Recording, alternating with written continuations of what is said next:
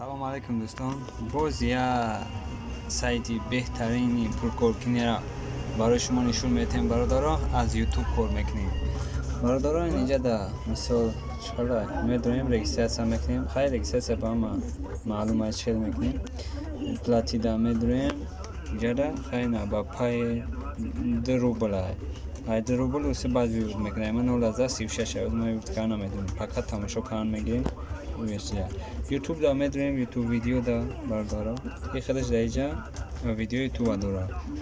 اینا بردارا سماتریت را کلیک میکنیم میدونیم اوکی میکنیم بردارا 20 سکوند میستیم تو تایم بوچیدن بردارا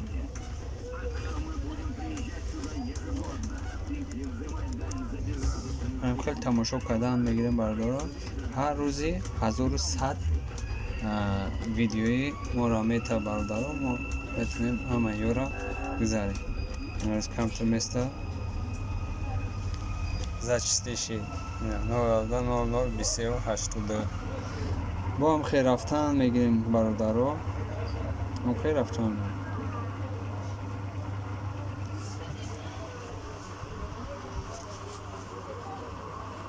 این همه بودن ایمامه 0.36 دلار شده برادرها.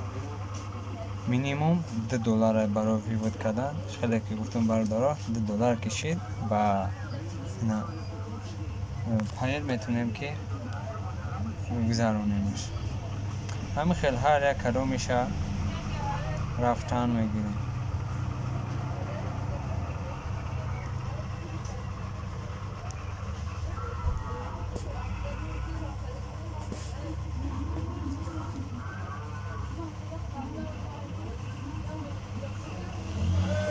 از هستیم 28 هم خیلی کارش رفتن میگیریم برادرها. خیلی خیلی گفتم برادرها ویپراتیش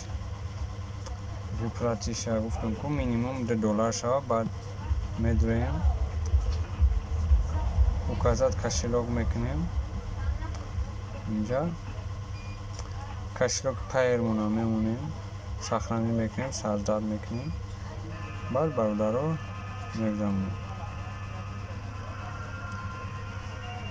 و همه موفقیت بدرینه مکاسب کار کنیم.